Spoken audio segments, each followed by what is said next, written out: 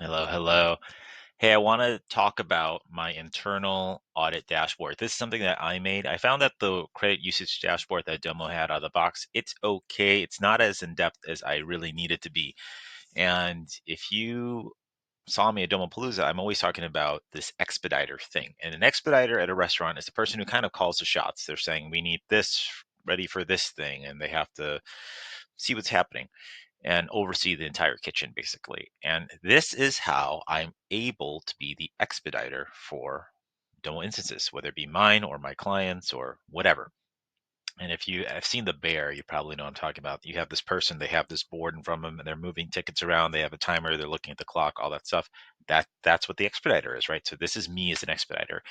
And this is mine, and I just kind of want to show you why this is super important. I can see here how many credits have I used, how many rows do I have in Domo, how many people do I have, when is my contract up for renewal. I can see how am I doing compared to how many credits that I purchased. When was I over? So I was over a little bit here in the month of November and October. That was because I was in Japan, so I was getting ready for Domopalooza in Japan.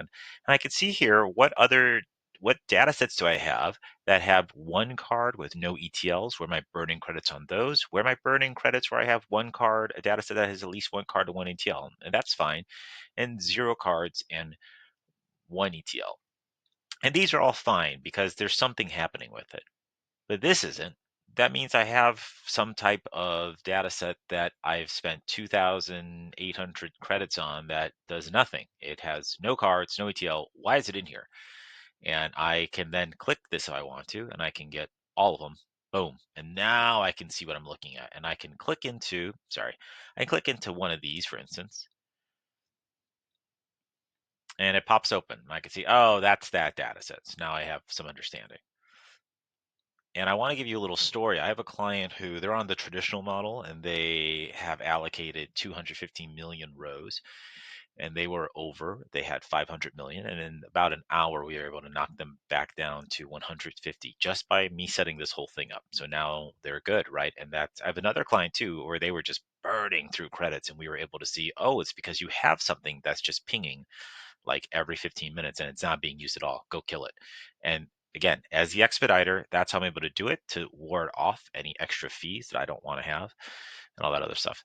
So I could also see here, show me the number of rows coming in by month, what's going on, are they being used, are they not being used, which is my data set is the biggest one, right? And if I click that again, I'll go right into that data set and I can see, hey, this one data set has X number of rows, and this is how many, this is how the percentage of those rows to the total number of rows I have in Domo in my entire instance. So that's pretty cool to see.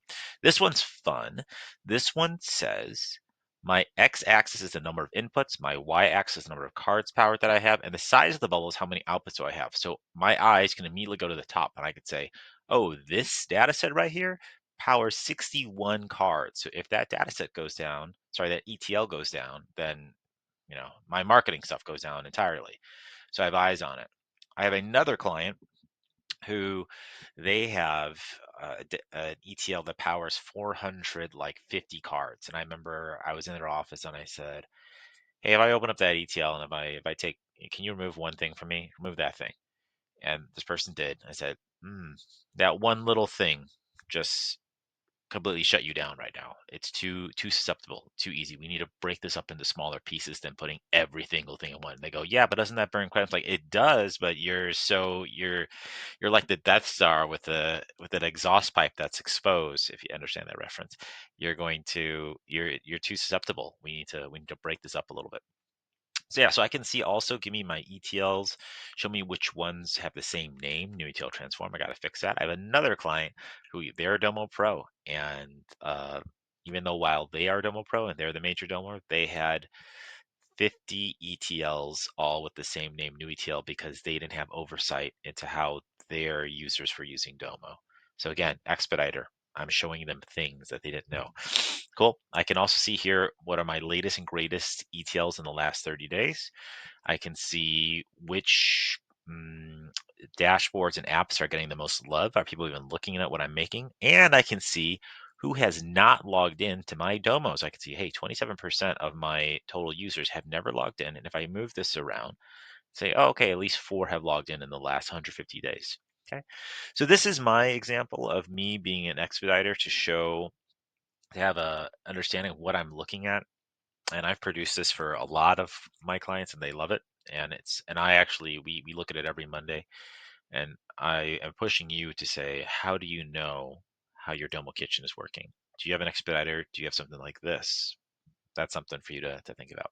All right. Talk to you later. Bye.